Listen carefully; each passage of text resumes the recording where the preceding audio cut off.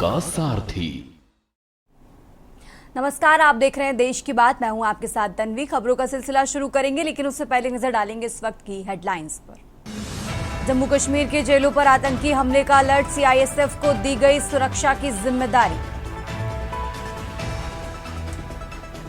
Iran के विदेश मंत्री अब्बास अरागची आज पहुंच रहे पाकिस्तान। भारत और पाकिस्तान के बीच तनाव पर कम करने की दिशा में हो सकती है यात्रा।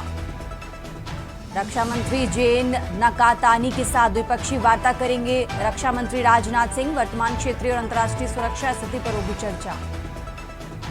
बीजेपी अध्यक्ष जेपी नड्डा का गुजरात दौरा, आज सरदार वल्लभ भाई पटेल की प्रतिमा पर पुष्पांजलि करेंगे अर्पित। संगठनात्मक समीक्षा भी संभावित।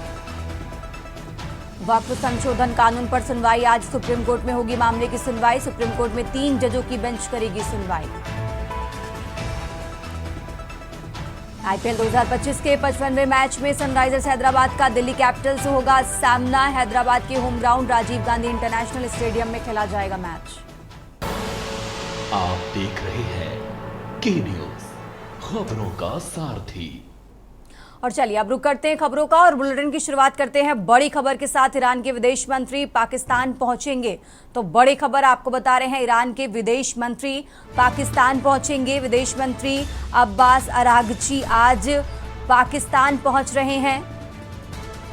दोनों देशों के बीच तनाव कम करने की दिशा में ये यात्रा मानी जा रही है। तो बड़ी खबर आपको बता रहे हैं, पहलगाम आतंकी हमले के बाद दोनों देशों के बीच तनाव बढ़ा है और इसी बीच पाकिस्तानी राष्ट्रपति आसिफ अली जरदारी ने सत्र भी बुलाया है। तो आज राष्ट्रपति ने नेशनल असेंबली का सत्र बुलाया है। भारत और पाकिस्तान के बीच तनाव पर नेशनल असेंबली में चर्चा होगी। तो बड़ी खबर आपको बता रहे हैं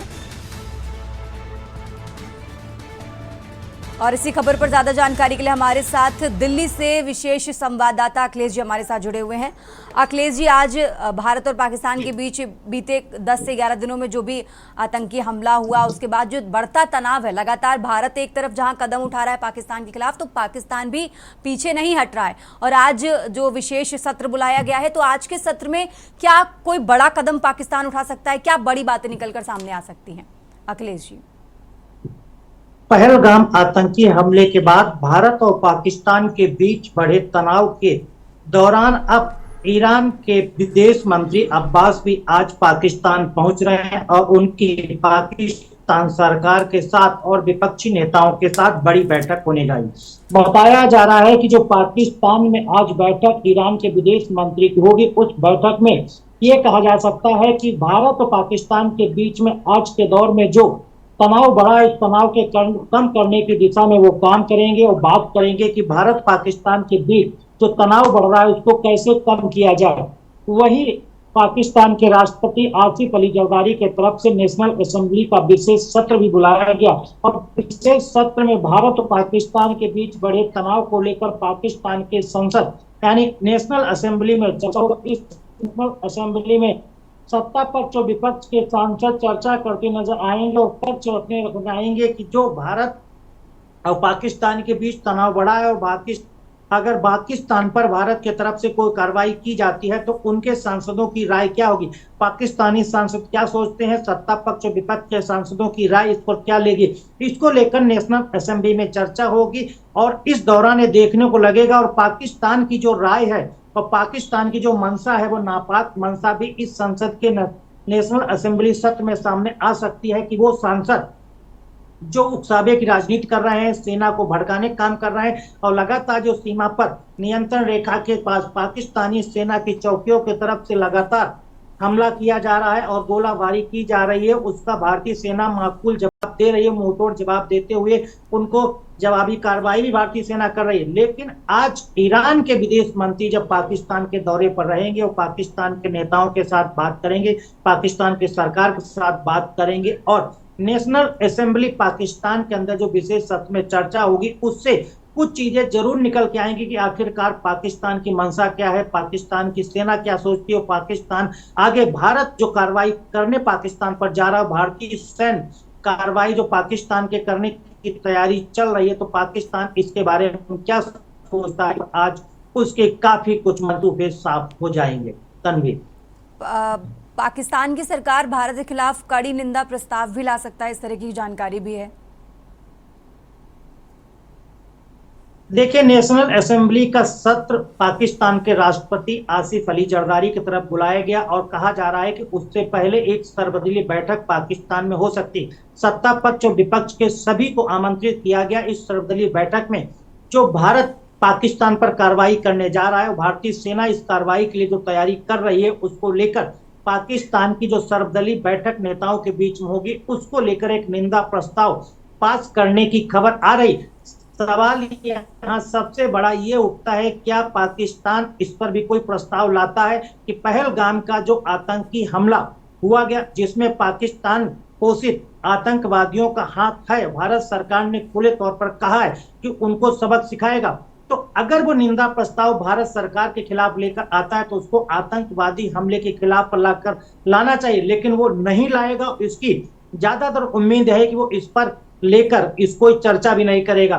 तो सवाल वही है कि जब उनके नापाक मंसूबे ऐसे हैं कि भारत सरकार के खिलाफ एक आम निंदा प्रस्ताव ला सकते हैं, तो पहलगाम के आतंकी घटना के पीछे एक निंदा प्रस्ताव लाएं और अपने मंसूबों को साफ करें कि जो पाकिस्तान की तरफ से पाले गए, पोसे गए और उनको ट्रेनिंग दी गई, लॉन्चिंग पैड के रास्ते उनको घुसपैठ कराया गया, जिन्होंने जम्मू कश्मीर के पहलगाम में आतंकी घटना को अंजाम दिया, उसके खिलाफ भी एक निंदा प्रस्ताव लाना चाहिए। शायद पाकिस्तान कभी भी नहीं लाएगी। ठीक है अखिलेश जी, आप हमारे साथ बने रहिए, हम आगे भी आपसे जानकारी लेते रहेंगे। और ये दिल्ली से बड़ी खबर आपको बताते हैं, खबरों में आगे बढ़ते हैं। वक्फ संशोधन कानून पर आज सुनवाई होगी, तो दिल्ली से बड़ी खबर आपको बता रहे हैं, सुप्रीम कोर्ट में आज इस मामले पर सुनवाई होगी। सुप्रीम कोर्ट में 3 जजों की बेंच आज इस मामले की सुनवाई करेगी। राजधानी दिल्ली से बड़ी खबर आपको बता रहे हैं, ओवैसी समेत 5 याचिकाओं पर आज सुप्रीम कोर्ट में सुनवाई होगी। चीफ जस्टिस संजीव खन्ना की बेंच आज इस मामले पर सुनवाई करेगी। जस्टिस पीवी संजय कुमार की बेंच भी आज इस मामले पर सुनवाई करेगी। तो बड़ी खबर आपको बता रहे हैं, सुप्रीम कोर्ट में 3 जजों की बेंच आज सुनवाई करेगी। ओवैसी समेत 5 याचिकाओं पर आज सुनवाई होने वाली है।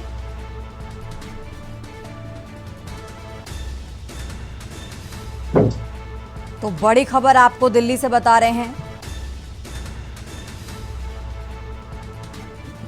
और इसी खबर पर ज्यादा जानकारी के लिए हमारे साथ विशेष संवाददाता अखिलेश जी हमारे साथ जुड़े हुए हैं। अखिलेश जी, आज वक्फ कानून पर सुप्रीम कोर्ट में सुनवाई होने वाली है। सबसे पहले हम चाहेंगे आप हमारे दर्शकों को सरकार ने अपने हलफनामे में क्या कुछ कहा था वो बताएं, विपक्ष की क्या क्या दलीलें हैं, उसके बाद आज की सुनवाई पर आते हैं। अखिलेश जी। देखिए तन्वी, आज सुप्रीम कोर्ट में वक्फ संशोधन कानून को लेकर बड़ी सुनवाई होने वाली है और सभी को उम्मीद है कि आज सुनवाई में कुछ निकल सकता है। सुनवाई सुप्रीम कोर्ट के 3 जजों की बेंच की होगी और इसकी अध्यक्षता सुप्रीम कोर्ट के चीफ जस्टिस संजीव खन्ना करेंगे।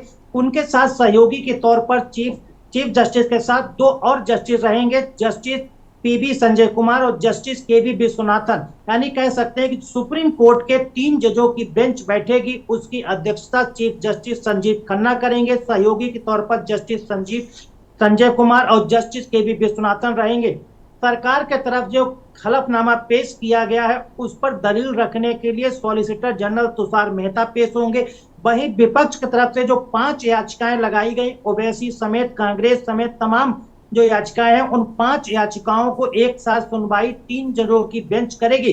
विपक्ष का दलील रखने के लिए कपिल सिब्बल, अभिषेक मनु सिंघवी और इसके साथ सीयू सिंह शामिल होंगे, जो विपक्ष की तरफ से अपनी वक्फ संशोधन कानून के खिलाफ दलीलें रखेंगे। वही सरकार के तरफ से, और जो सरकार के तरफ से वक्फ संशोधन कानून के लिए हलफनामा दाखिल किया गया उस पर अपनी दलीलें रखने के लिए सॉलिसिटर जनरल भारत सरकार के तरफ से तुषार मेहता पेश होंगे।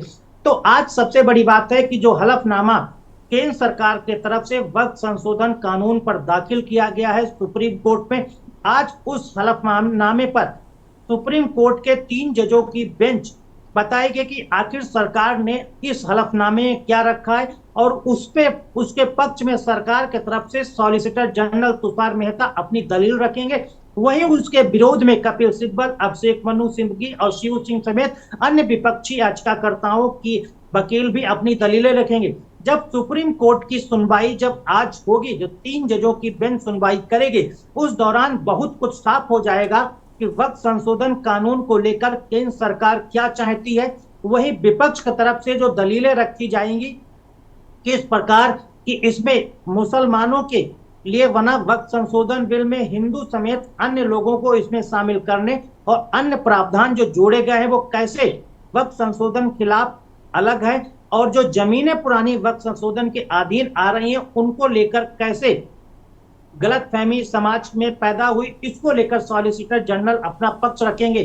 तो कुल मिला के तनवी ये कहा जाए कि सुप्रीम कोर्ट के 3 जजों की बेंच वो भी चीफ जस्टिस संजीव खन्ना की अध्यक्षता में आज सुनवाई करेगी। सरकार का पक्ष पूरी तरह से आज साफ हो जाएगा कि वक्त संशोधन कानून के लिए दाखिल किए हलफनामे में सरकार ने अपना पक्ष क्या रखा है और क्या दलीलें उनके तरफ से इस कानून के फेवर में दी गई। वही विपक्ष जो अपनी याचिकाएं लगाया है, वो विपक्ष के तरफ से लगाई गई याचिकाओं के तरफ से जो 3 वकील मुख्य तौर पर कपिल सिब्बल, अभिषेक मनु सिप्पी और शिव सिंह समेत अन्य वकील भी शामिल होंगे, वो दलील रखेंगे तो काफी कुछ साफ हो जाएगा कि सुप्रीम कोर्ट आगे किस दिशा में कार्रवाई के लिए बढ़ेगा। क्या वक्त संशोधन बिल को खारिज करेगा या वक्त संशोधन बिल को हरी झंडी दिखाएगा और जो केंद्र सरकार की तरफ से संसद में पास करके कानून का अमली जामा पहनाया गया उसे आगे बढ़ाने का काम करेगा। फिलहाल हमको सुप्रीम कोर्ट की सुनवाई के दौरान इन चीजों के लिए इंतजार करना पड़ेगा कि आखिरकार सुप्रीम कोर्ट आज होने वाली वक्त संशोधन कानून पर बड़ी कार्रवाई पर क्या अपना फैसला देता है या फिर आगे की तारीख के लिए इंतजार करना होगा। बिल्कुल, थोड़ा इंतजार करना होगा। अखिलेश जी, आप हमारे साथ बने रहिए, हम आगे भी आपसे अपडेट लेते रहेंगे। और ये दिल्ली से बड़ी खबर आपको बता रहे हैं, केंद्र सरकार के दाखिल हलफनामे पर आज सुप्रीम कोर्ट में सुनवाई होगी। तो वक्फ संशोधन कानून पर आज शीर्ष अदालत में सुनवाई होने वाली है।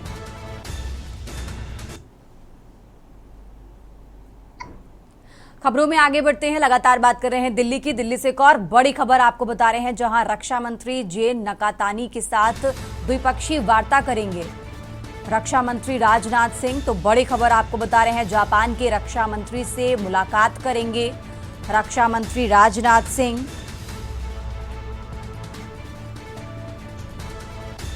वर्तमान क्षेत्रीय और अंतर्राष्ट्रीय सुरक्षा स्थिति पर आज चर्चा होगी। दोनों नेता द्विपक्षीय बैठक में चर्चा करेंगे। तो दिल्ली से बड़ी खबर आपको बता रहे हैं, रक्षा सहयोग को और मजबूत करने के लिए ये चर्चा बेहद महत्वपूर्ण है।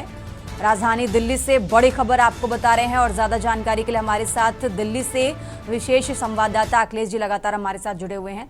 अखिलेश जी, जिस तरीके से भारत और पाकिस्तान के इस समय रिश्ते चल रहे हैं, आज की जो बैठक होने वाली है रक्षा मंत्री की, कुल मिलाकर वो इसी पर आधारित है। तो आज की बैठक में क्या कुछ बातें निकलकर सामने आ सकती हैं बड़ी, अखिलेश जी? देखिए तन्वी, आज जापान के रक्षा मंत्री जेना नकातानी भारत के दौरे पर हैं और वो भारतीय रक्षा मंत्री राजनाथ सिंह के साथ मुलाकात करेंगे और एक द्विपक्षीय वार्ता होगी। आज के दौर में भारत और पाकिस्तान के बीच जो तनाव चल रहा है, भारत की तरफ से ऐलान किया जा चुका है कि पाकिस्तान पर वो कार्रवाई करेगा। जो पाकिस्तान आतंकवादियों को पाल पोस रहा है उनको नष्टे नाबूद करेगा और उनको सबक सिखाने की तैयारी कर रहा है। इसी बीच जापान के रक्षा मंत्री और भारतीय रक्षा मंत्री राजनाथ सिंह के साथ मुलाकात होने का सीधा से सीधा मसौदा कहा जाता है कि भारत और पाकिस्तान के बीच बड़े तनाव को लेकर होगा। भारत और पाकिस्तान के बीच जो माहौल बना है उस पर भारतीय रक्षा मंत्री राजनाथ सिंह और जापान के रक्षा मंत्री जेना नकातानी के साथ आज जो बैठक होगी, उस बैठक के दौरान क्षेत्रीय जो माहौल बना है और अंतरराष्ट्रीय स्तर पर जो माहौल बना है उस पर एक द्विपक्षीय वार्ता होगी। जापान और भारत के बीच में लगातार अंतरराष्ट्रीय स्तर पर और सैन्य और रक्षा के क्षेत्र में एक दूसरे के साथ लंबे अरसे से सहयोगात्मक रवैया अपनाते हैं। दोनों देश एक दूसरे के साथ रक्षा के क्षेत्र में सहयोग के साथ आगे बढ़ते रहे। तो यह कहा जा सकता है कि आज के दौर में पाकिस्तान और भारत के बीच जो माहौल बना है उस पर भारतीय रक्षा मंत्री राजनाथ सिंह और जापान के रक्षा मंत्री जेना के बीच बैठक में इन मुद्दों पर चर्चा होगी और पाकिस्तान के को भारत जो सबक सिखाना चाहता है उसमें जापान किस हद तक भारत के साथ खड़ा है, रक्षा के क्षेत्र में किस हद तक उनका साथ देगा और भारतीय सेना अगर कार्रवाई करती है तो उस समय जापान की सेना या जापान के रक्षा मंत्री या जापान की सरकार भारत के साथ कैसा सहयोग करेगी अगर वो स्थिति आती है तो कह सकता है कि भारतीय रक्षा मंत्री और जापान के रक्षा मंत्री की द्विपक्षीय वार्ता होगी। वो राष्ट्रीय अंतरराष्ट्रीय स्तर और क्षेत्रीय जो सैन्य और रक्षा में दोनों देशों के बीच में पहले से संबंध चले आ रहे हैं उन संबंधों को और मजबूत बढ़ाना, इसके साथ ही एमयू पर साइन होता है, कोई बड़े समझौते भी कर सकते हैं कि रक्षा के क्षेत्र में अंतरराष्ट्रीय स्तर पर अगर भारत और जापान के बीच में एक दूसरे को सहयोग देने की नौबत आती है तो दोनों देश किस हद तक एक दूसरे के साथ खड़े नजर आएंगे। इन तमाम चीजों को लेकर भारतीय रक्षा मंत्री और जापान के रक्षा मंत्री के बीच द्विपक्षीय वार्ता होगी। तन्वी। ठीक है अखिलेश जी, आप हमारे साथ बने रहिए, हम आगे भी आपसे जानकारी लेते रहेंगे। और ये दिल्ली से बड़ी खबर आपको बता रहे हैं, राजधानी दिल्ली से बड़ी खबर आपको बता रहे हैं, जहां रक्षा मंत्री राजनाथ सिंह आज जापान के रक्षा मंत्री से मुलाकात करने वाले हैं। तो ये बैठक दोनों देशों के बीच बढ़ते समन्वय को दर्शाती है।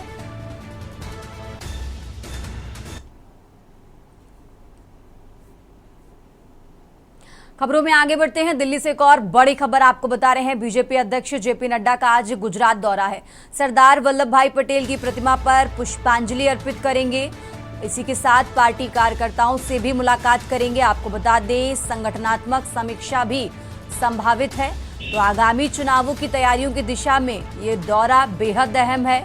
बड़ी खबर आपको दिल्ली से बता रहे हैं, चुनावी दृष्टिकोण से ये दौरा बेहद महत्वपूर्ण माना जा रहा है।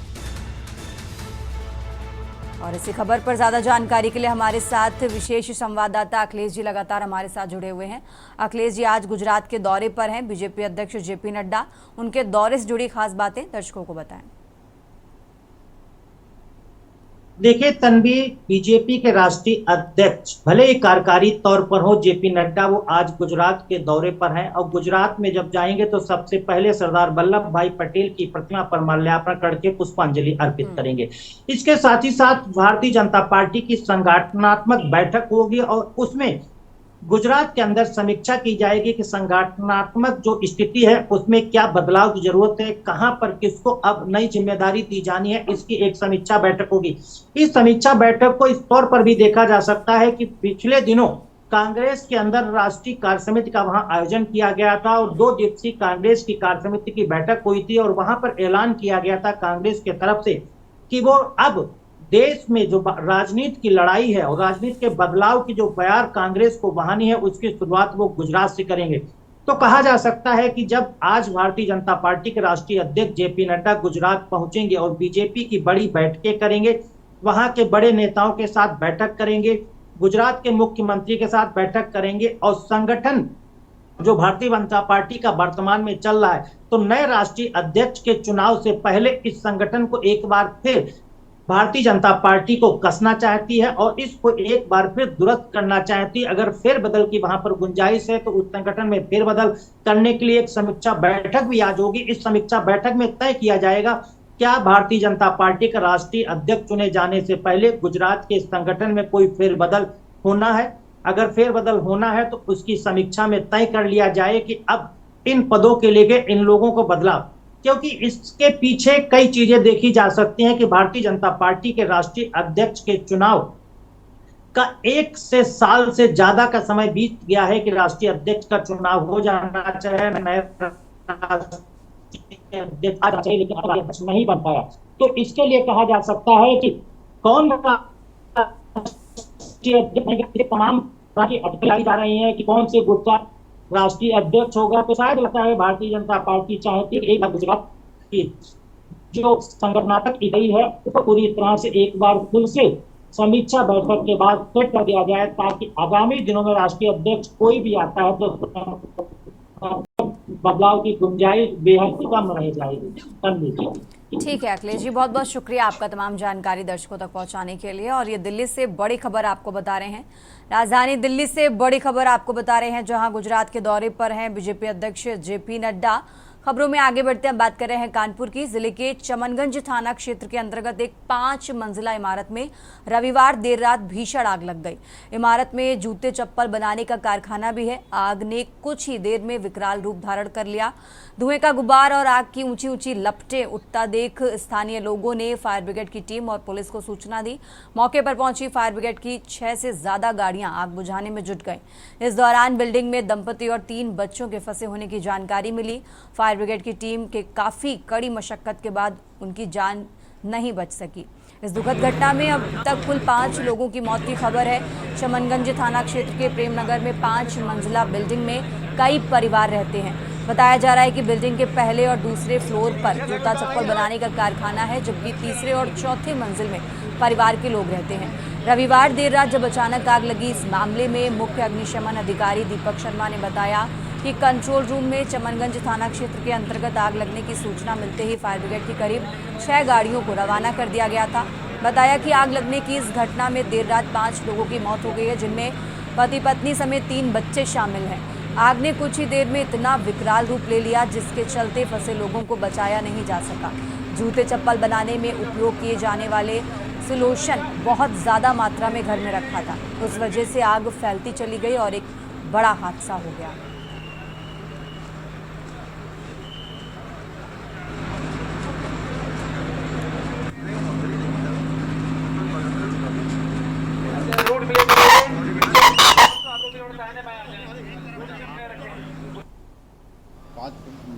पाँच मंजिला मकान है उनके घर में, उनके चमड़े का काम होता है। आज उनके घर में आग लगी, जिसमें से पति पत्नी व 3 बच्चे उसमें फंसे हैं। 2 पति और पत्नी को निकाल लिया गया है और उनको उसका हॉस्पिटल भेजा गया है और 3 बच्चों की तलाश जारी है। अंदर काफ़ी टेम्परेचर है और यहाँ पे 10 से 12 गाड़ियाँ लगी हुई हैं और DRF की टीम लगी हुई है। हमारे कई अधिकारी और कई थानों की फोर्स यहाँ लगी है और बचाव कार्य जारी है। टोटल कमरे में कितने लोग थे? घर वालों के अनुसार 5 लोग बताए जा रहे हैं, पति पत्नी और 3 बच्चे। इसमें से 2 लोगों को निकाल लिया गया है और उनको अभी अस्पताल से उनके विषय में पता नहीं चला है कि उनकी मृत्यु हुई या नहीं हुई है और 3 बच्चों की भी तलाश जारी है।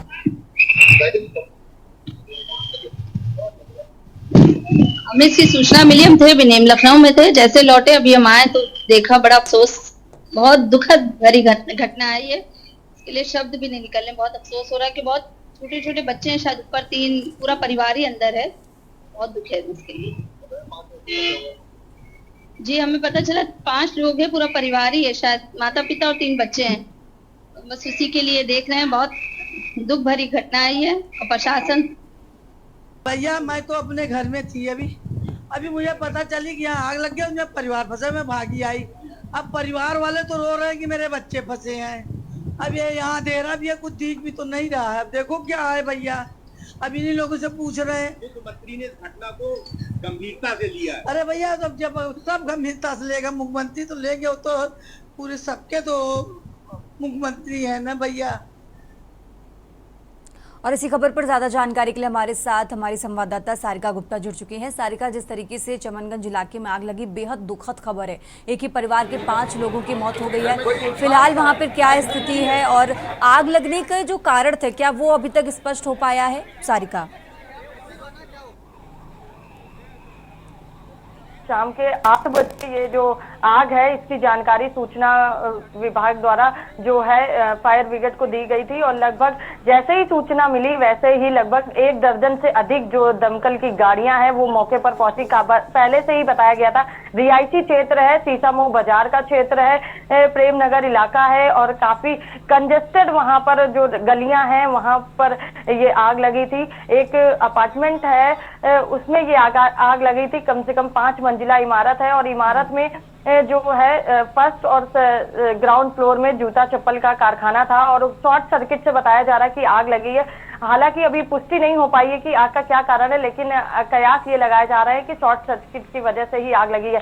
काफी मशक्कत, लगभग 10 घंटे तक की मशक्कत चली है और कहा गया था कि 5 मंजिला इमारत है और सभी इमारतों में लगभग 3rd, 4th और 5th फ्लोर पर लोग रहते थे, लेकिन एक परिवार जो है वो जाजमो गया था डिनर करने के लिए। उसके बाद जो उनका दूसरा परिवार था वो यहाँ पर थे। पूरा एक परिवार माता पिता और 3 बच्चों सहित इस आग की चपेट में आ गया है। देर रात जिस तरीके से सूचना फैलती गई वैसे ही प्रशासन भी एक्टिव हुआ। कम से कम 80 से 90 पुलिसकर्मी थे, दमकल के कर्मी थे और साथ ही साथ पुलिस प्रशासन के एसीपी, डीसीपी सब वहां पर पहुंचे थे। कानपुर मेयर भी पहुंची और वहां पर जब पता चला कि वहां की जो विधायक हैं सीतामऊ की नसीम सोलंकी, वो भी मौके पर पहुंची। उन्होंने भी जायजा लिया, लेकिन आग इतनी भयानक थी, इतना विकराल रूप ले चुकी थी कि कोई भी अंदर जाने से कतरा रहा था, लेकिन हर कोई हालचाल लेने के लिए था और सब बाकायदे ये जानकारी भी करी गई। लेकिन देर रात में ही 2 शव पहले निकाले गए। बड़े लोगों के शव थे, उनको पोस्टमार्टम के लिए भेजा गया, पहले उपचार के लिए भेजा गया, लेकिन वहां पे उन्हें मृत घोषित कर दिया गया। और देर रात लगभग सुबह 4 बजे के करीब जो 3 बच्चे हैं उनके शव वहां से निकाले गए और उनको भी मृत घोषित कर दिया गया है। सभी के शवों को पोस्टमार्टम के लिए भेज दिया गया है और आग पर पूरी तरीके से काबू पाया गया है। लेकिन जिस तरीके से ये घटना हुई है ये बहुत ही निंदनीय है और दुखद है, क्योंकि इससे पहले भी कानपुर शहर में एक हादसा हुआ था आग लगने का नवाबगंज में। वहां पर भी एक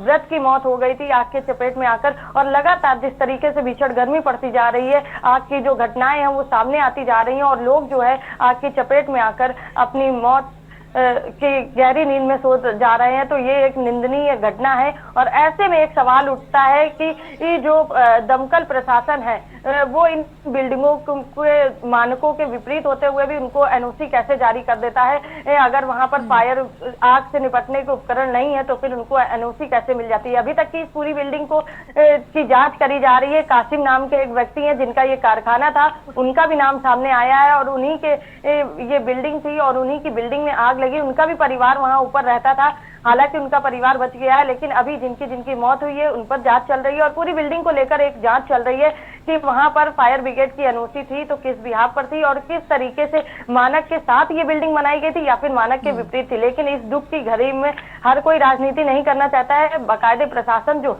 है वो सतर्क है और पूरी कड़ी को जोड़ता हुआ दिखाई दे रहा है। दमकल बहुत एक्टिव रहा है। दमकल विभाग के जो कर्मचारी हैं उन्होंने सूचना पाकर लगभग 1 दर्जन से अधिक जो गाड़ियां थी वो यहाँ पर भेजी गई थी। आग पर काबू पाने के काफी प्रयास करे गए और पुलिस कर्मियों के साथ मिलकर आग के जिस चपेट में मंजिल थी वहां पर दमकल के कर्मी गए और वहां से डेड बॉडियां जो है वो निकालने का काम किया गया है। घटना दुखद है, लेकिन जिस तरीके से दमकल विभाग ने एक्टिवनेस दिखाई है वो काबिले तारीफ है। ठीक है सारिका, बहुत बहुत शुक्रिया आपका तमाम जानकारी दर्शकों तक पहुंचाने के लिए। और ये कानपुर से खबर आपको बता रहे हैं जहां 5 मंजिला इमारत में आग लगी और इस हादसे में पति पत्नी समेत 3 बच्चों की दर्दनाक मौत हो गई है।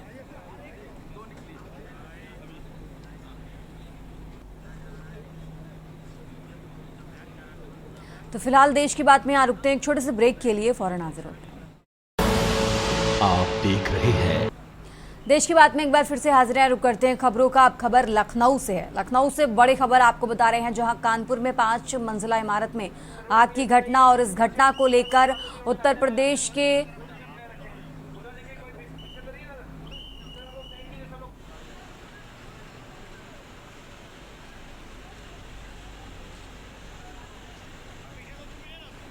तो लखनऊ से खबर आपको बता रहे हैं 2 बदमाशों ने वारदात को अंजाम दिया था। मोनू राजपूत और महेश रावत पुलिस मुठभेड़ में घायल हुए हैं। तो लखनऊ से खबर आपको बता रहे हैं गोमती नगर इलाके में पुलिस मुठभेड़ हुई। मुठभेड़ में घायल हुए 2 बदमाश गिरफ्तार किए गए हैं और फिलहाल उन्हें अस्पताल में भर्ती कराया गया है। बदमाशों के पास से असलहा, बाइक और लूट का सामान भी बरामद हुआ है। तो लखनऊ पुलिस की बदमाशों से मुठभेड़ हुई है। गोमती नगर इलाके के सहारा होम पुल के नीचे ये मुठभेड़ हुई और इस मुठभेड़ में 2 बदमाश घायल हुए हैं। विपुल खंड और विवेक खंड इलाकों में पर्स स्नैचिंग की घटना को अंजाम देते थे। दोनों बदमाशों ने वारदात को अंजाम दिया था। मोनू राजपूत और महेश रावत पुलिस मुठभेड़ में घायल हुए हैं।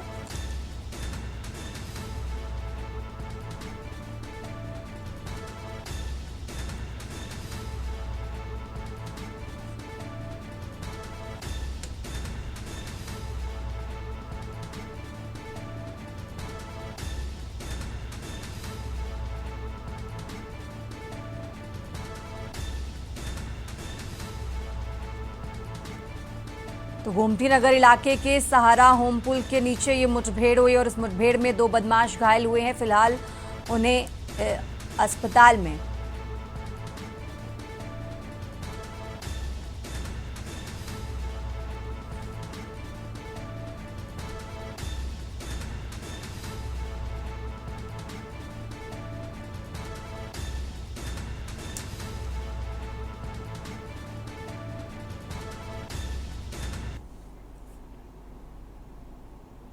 और चलिए खबरों में आगे बढ़ते हैं। बात कर रहे हैं लखनऊ की। लखनऊ से बड़ी खबर आपको बता रहे हैं, जहां कानपुर में 5 मंजिला इमारत में आग की घटना और इस घटना को लेकर उत्तर प्रदेश के मुख्यमंत्री योगी आदित्यनाथ ने इस घटना का संज्ञान लिया है। संज्ञान लेते हुए निर्देश दिए हैं, अधिकारियों को तुरंत मौके पर पहुंचने के आदेश दिए गए हैं।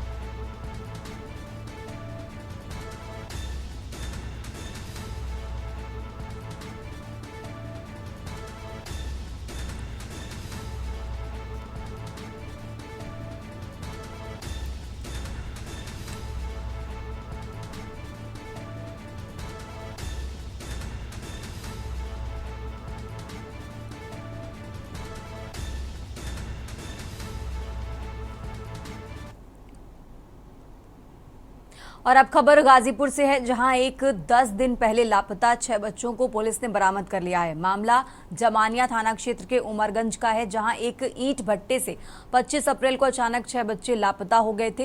ये बच्चे ईंट भट्टे पर काम करने वाले मजदूरों के थे, जो खेलते खेलते अचानक लापता हो गए थे। पुलिस गायब बच्चों की गुमशुदगी दर्ज कर तलाश कर रही थी। गायब बच्चों में 3 बच्चे सगे भाई बहन थे। फिलहाल पुलिस ने जमानिया क्षेत्र के डेढ़गांवा गांव से इन गायब बच्चों को बरामद किया है। पुलिस के मुताबिक बच्चे बेहद गरीब वर्ग के हैं और भीख भी मांगते थे। इसी क्रम में वो दूसरे गांव पहुंच गए थे। फिलहाल बच्चों को उनके परिजनों को सुपुर्द कर दिया गया है।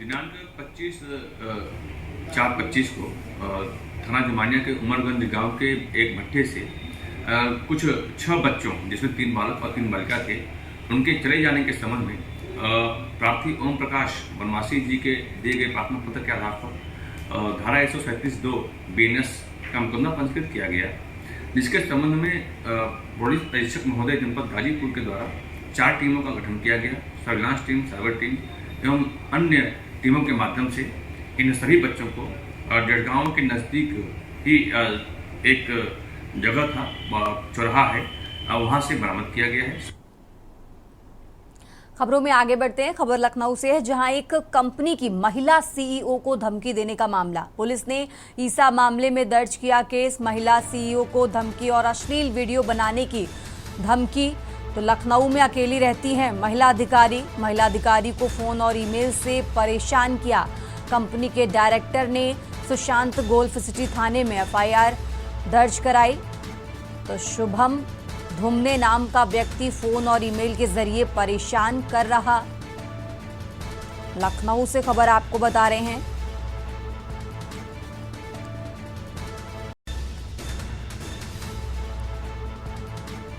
राजधानी लखनऊ से खबर आपको बता रहे हैं।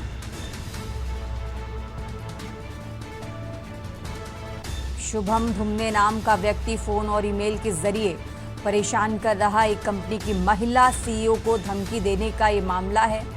पुलिस ने ईसा मामले में केस दर्ज कर लिया है।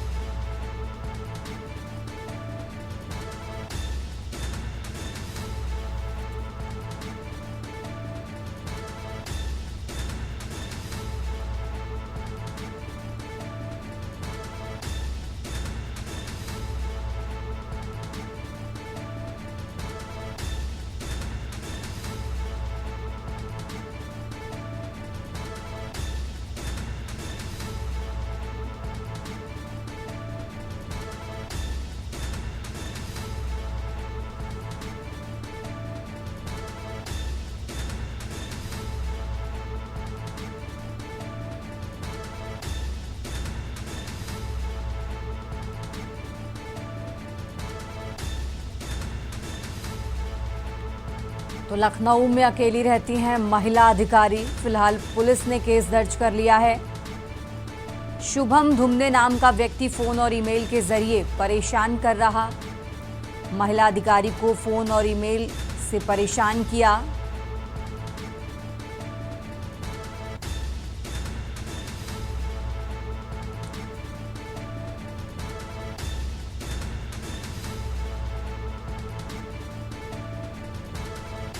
तो एक कंपनी की महिला सीईओ को धमकी देने का ये मामला, फिलहाल पुलिस ने केस दर्ज कर लिया है। पुलिस ने इस मामले में केस दर्ज किया।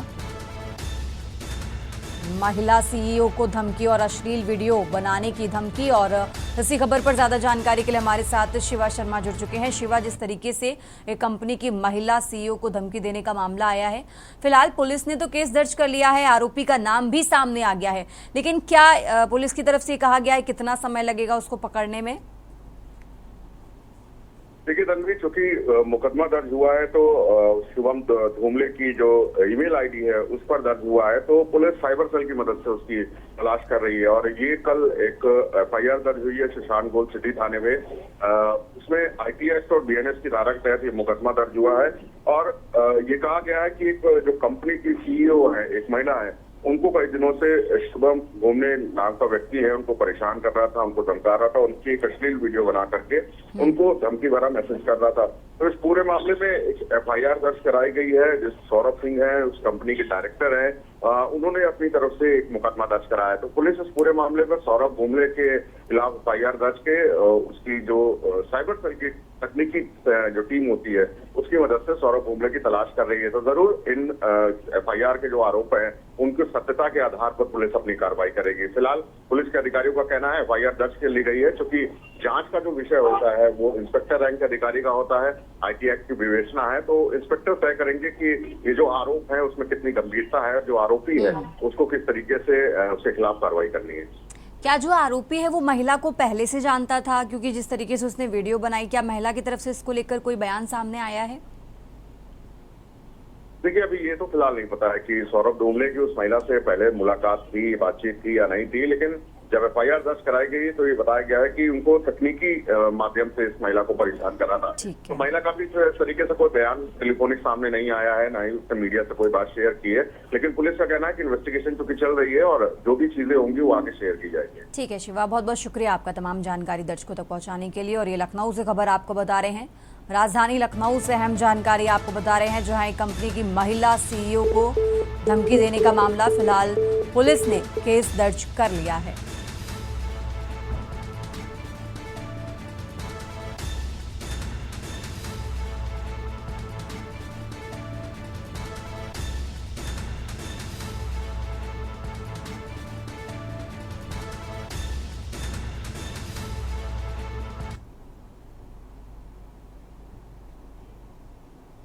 और अब बात कर रहे हैं अंबिकापुर की। अंबिकापुर से खबर आपको बता रहे हैं, जहां फांसी पर झूलती मिली युवक की लाश।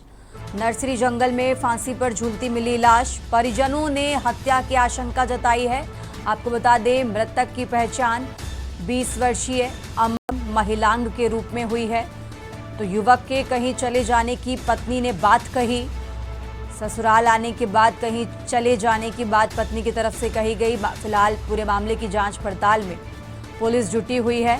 लखनपुर थाना क्षेत्र के केबरा की ये घटना आपको बता रहे हैं, अंबिकापुर से खबर आपको बता रहे हैं।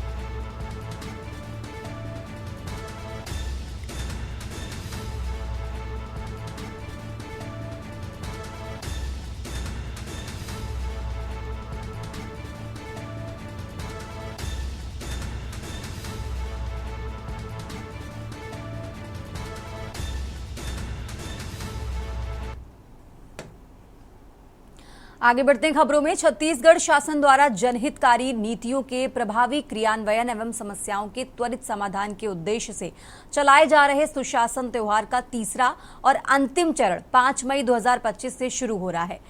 इस चरण में समाधान शिविरों का आयोजन किया जाएगा, जिनमें ग्रामीण और शहरी क्षेत्रों में प्राप्त आवेदनों का मौके पर निराकरण किया जाएगा।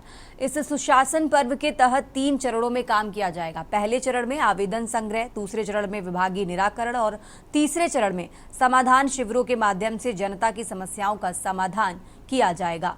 गौरेला, पेंड्रा, मरवाही जिले में अब तक 52,002 आवेदन प्राप्त हुए हैं, जिनमें से लगभग 44,000 आवेदनों का प्राथमिक स्तर पर निराकरण किया जा चुका है। बचे हुए आवेदनों का परीक्षण शासन स्तर पर किया जा रहा है, जिन्हें समाधान शिविरों में अंतिम रूप से निपटाया जाएगा। जिला की कलेक्टर लीना कमलेश मांडवी ने जानकारी दी है कि प्राप्त आवेदनों का विभागवार परीक्षण कर लिया गया है, जिनमें पंचायत एवं ग्रामीण विकास विभाग से संबंधित सबसे ज्यादा आवेदन प्राप्त हुए हैं। अब ग्रामीण एवं शहरी क्षेत्रों में अलग अलग समाधान शिविर आयोजित किए जाएंगे, जिनमें सचिव स्तर के अधिकारी, संबंधित विभागीय मंत्री और संभवतः मुख्यमंत्री विष्णुदेव साय भी औचक निरीक्षण कर सकते हैं।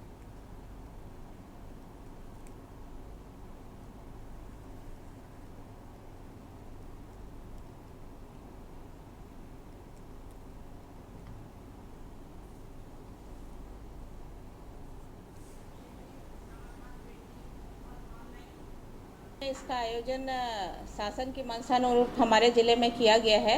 8 से 11 अप्रैल तक हमने समाधान पेटी शिविर और ऑनलाइन माध्यम से आवेदन प्राप्त किए, जिसमें 52,002 के लगभग हमको आवेदन प्राप्त हुए, जिसमें से अभी तक हमने 44,000 आवेदनों का निराकरण कर दिया है और पोर्टल में भी दर्ज कर दिया है।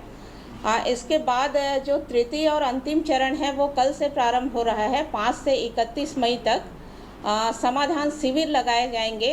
हमारे ज़िले में कुल 15 समाधान शिविर लगा रहे हैं, जिसमें से 12 जो हैं वो ग्रामीण क्षेत्र में रहेंगे और तीनों नगरीय निकाय में आयोजित होंगे। खबरों का सिलसिला लगातार जारी है। फिलहाल यहाँ रुकते हैं एक छोटे से ब्रेक के लिए। आप देख रहे हैं ब्रेक से वापस आ चुके हैं। रुक करते हैं खबरों का। खबर संभल से है। संभल से बड़ी खबर आपको बता रहे हैं, जहां सपा सांसद जियाउर रहमान बर्क पर बिजली चोरी का मामला। सपा सांसद बर्क पर दर्ज है बिजली चोरी का मामला और आज इस मामले पर कोर्ट का बड़ा फैसला आ सकता है। तो बड़ी खबर संभल से आपको बता रहे हैं, सुनवाई की प्रक्रिया पूरी हो चुकी है। करीब 1,91,00,000 रुपए का जुर्माना लग चुका है। अब जुर्माना वसूलने की कार्रवाई हो सकती है। तो संभल नगर क्षेत्र में सपा सांसद का आवास है। संभल से खबर आपको बता रहे हैं, जिस मामले पर कोर्ट का बड़ा फैसला आ सकता है। तो बड़ी खबर संभल से आपको बता रहे हैं, जहां सांसद जियाउर रहमान बर्क पर बिजली चोरी का मामला।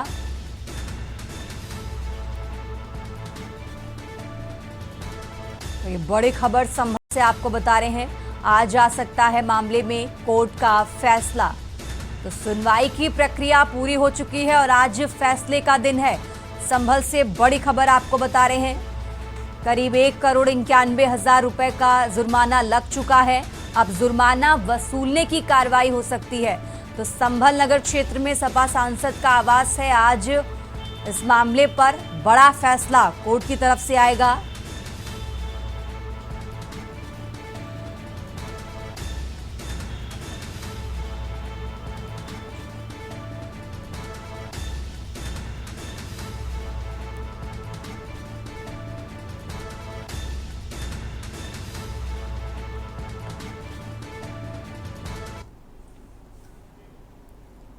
खबरों में आगे बढ़ते हैं। सीतापुर जनपद के लहरपुर थाना क्षेत्र में महुआ ताल मोड़ के पास पुलिस और एसओजी की टीम ने संयुक्त कार्रवाई को अंजाम दिया। सीतापुर पुलिस ने बड़ी कार्रवाई करते हुए 25,000 रुपए का इनामी अंतरजनपदीय अपराधी आरिफ पुलिस मुठभेड़ में गिरफ्तार हो गया है। बदमाश को पुलिस ने महुआ ताल मोड़ के पास से गिरफ्तार किया है। वहीं बदमाश के कब्जे से करीब 25,000 नगद, 1 अदद मोटरसाइकिल, तमंचा, कारतूस समेत कई सामान बरामद किया गया है। बताया जा रहा है कि अभियुक्त पर चोरी, नकबजनी और लूट के करीब 1 दर्जन मुकदमे दर्ज हैं। फिलहाल गिरफ्तार अभियुक्त पर आगे की कार्रवाई की जा रही है।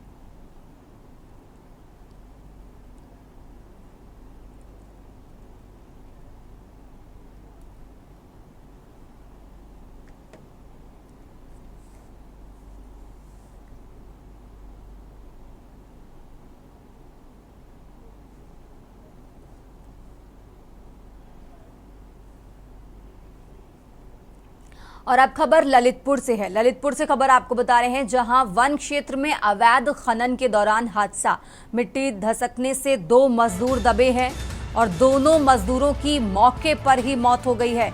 रात में सीओ व एसडीएम मौके पर पहुंचे, दोनों शवों को बाहर निकलवाया गया है। फिलहाल पुलिस ने शव कब्जे में लेकर पोस्टमार्टम के लिए भेजा है। तो कोतवाली ताल बेहट अंतर्गत बिगारी गांव का ये मामला आपको बता रहे हैं, जहां मिट्टी धसकने से 2 मजदूर दबे और दोनों की ही मौके पर ही मौत हो गई है।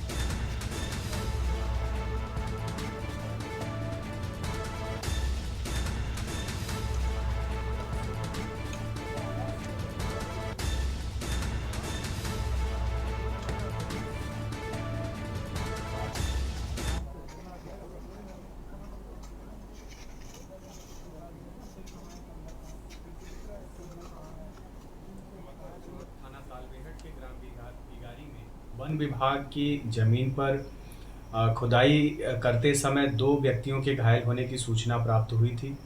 इस सूचना पर तत्काल स्थानीय पुलिस मौके पर पहुंची और मजदूरों को उपचार हेतु सीएचसी तालबेहट लाया गया, जहां पर डॉक्टर्स के द्वारा उन्हें मृत घोषित कर दिया गया। उनके पंचनामा पोस्टमार्टम आदि की कार्रवाई अमल में लाई जा रही है। अब तक की जानकारी से पाया गया कि यह खनन भरत यादव पुत्र हुकुम सिंह निवासी ग्राम गणेशपुरा थाना तालबेहट के द्वारा अपने निजी उपयोग के लिए कराया जा रहा था।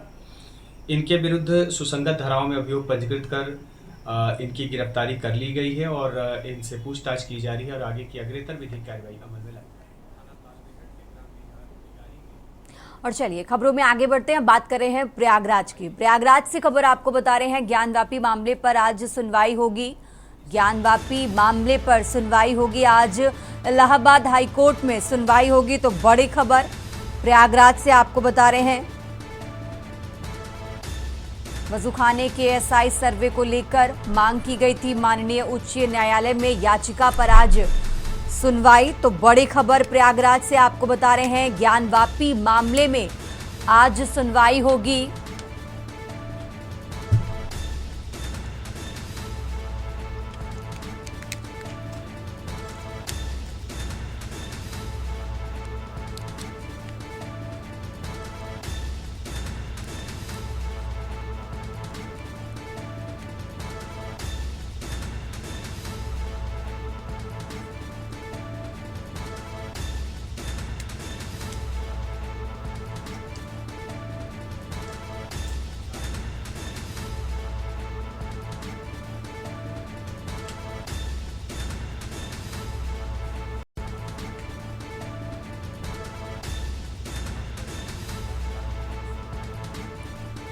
प्रयागराज से खबर आपको बता रहे हैं, ज्ञानवापी मामले में सुनवाई होगी आज, इलाहाबाद हाईकोर्ट में सुनवाई होगी।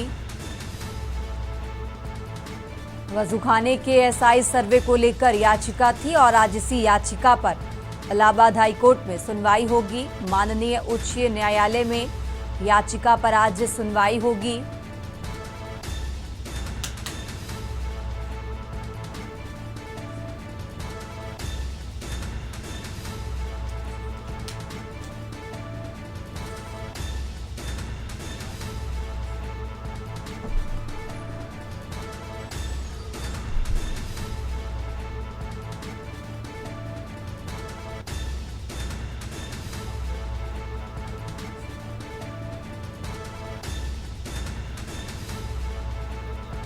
तो ये बड़ी खबर प्रयागराज से आपको बता रहे हैं।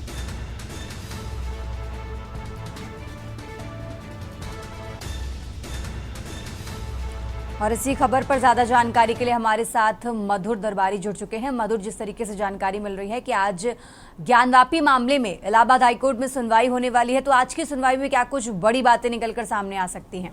मधुर, मामले में आज 5 मई है और 5 मई को आज सुनवाई होनी थी और इसको लेकर के जो वजू खाने के सर्वेक्षण को लेकर के ये रिट याचिका पहले दाखिल हो चुकी है, उसी पर आज इसकी सुनवाई होनी है। इसको जो रिट याचिका दाखिल हुई है, इस पर मुस्लिम पक्ष पहले ही अपना जवाब जो है इसमें दाखिल कर चुका है, लेकिन उसके बाद उसके क्या कहते हैं मेरिट पे जो है बातचीत नहीं हो पाई थी, उस पर सुनवाई नहीं हो पाई थी। पिछली वाली जो तारीख लगी थी, तो आज इसकी फिर से तारीख लग रही है और उस तारीख पे जो है आज की तारीख में जो है इसकी पर सुनवाई होगी। लेकिन मैं आपको बता दूं कि माननीय सुप्रीम कोर्ट ने इसमें अपना अंतरिम आदेश दे रखा है। उन्होंने कहा है कि किसी भी तरह के जो सर्वेक्षण हो रहा है, धार्मिक स्थलों का सर्वेक्षण है, उसमें कोई भी न्यायालय जो है वो अपना अंतरिम आदेश तब तक पारित ना करे जब तक उस पर कोई सूचना उनको ना दे दी जाए। तो इसको लेकर के जो ये रिट याचिका है उसी को लेकर के आज इसमें सुनवाई होनी है और इसमें जो हिंदू पक्ष भी अपनी दलीलें देगा और मुस्लिम पक्ष भी अपनी दलीलें देगा। ठीक है, देखना होगा आज की सुनवाई में क्या बड़ी बातें निकलकर सामने आती है। मधुर, बहुत बहुत शुक्रिया आपका तमाम जानकारी दर्शकों तक पहुंचाने के लिए। और ये प्रयागराज से खबर आपको बता रहे हैं, प्रयागराज से अहम जानकारी आपको बता रहे हैं, जहां ज्ञानवापी मामले में आज सुनवाई होगी।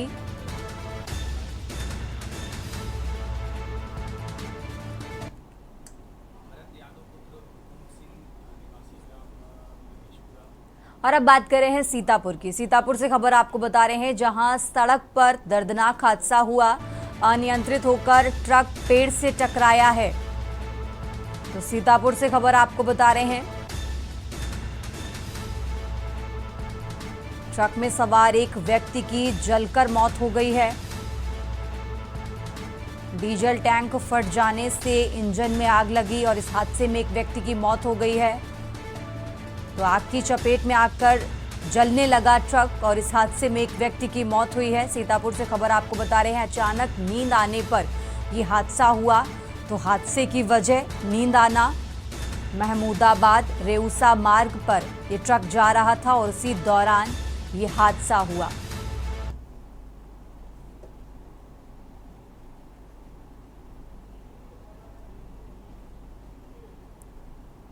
खबरों में आगे बढ़ते हैं। बदायूं जिले के पूर्व माध्यमिक विद्यालय कन्या उसहैत में पढ़ने वाली कक्षा छात्रा और उसके परिजनों ने स्कूल की 2 महिला शिक्षिकाओं से का मामला सामने आया है, जिसमें सविता और फराह पर धार्मिक भावनाओं को ठेस पहुंचाने का आरोप लगा है। इसी दौरान आरोप है कि शिक्षिकाओं ने छात्रा से कहा कि वो माथे पर पूजा करके टीका ना लगाएं। जवाब मिला कि ये नियम है हमारे स्कूल का। इस पूरी घटना का वीडियो सोशल मीडिया पर वायरल हुआ है, जिसमें छात्रा स्कूल से परिजनों ने न्याय की गुहार लगाई है, जो कि स्कूल से गायब हो गई है।